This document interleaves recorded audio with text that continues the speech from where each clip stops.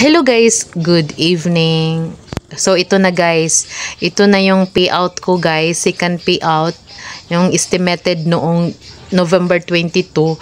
Pero kailangan siya na mag-wait tayo ng 3 days before siya makapasok sa bank guys. Kasi alam niyo naman na American galing ang pera, so medyo matagal pa siya guys bago makapasok doon sa ATM guys. O 'di ba?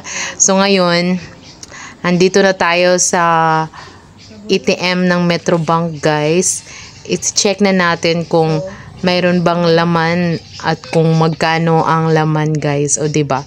Second payout ko na pala ito guys.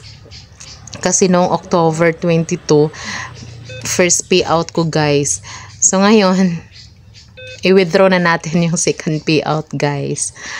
Para may pambili na tayo ng bigas, o diba? Wow, sana all. Kaya kayo guys, laban lang talaga, wag mawala ng tiwala sa sarili. Kailangan talaga na porsige.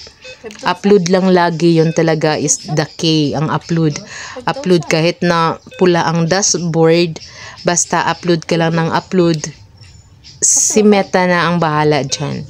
Si Facebook algorithm na ang bahalang magpakalat ng iyong mga post guys. Kaya don't worry. Para naman magkaroon din lahat tayo ng monetize guys. O diba? So ngayon, waiting na tayo sa money. Kung magkano guys. 6,810 pala guys, pero ni-withdraw ko lang is 5k lang guys. O diba? Wow, sana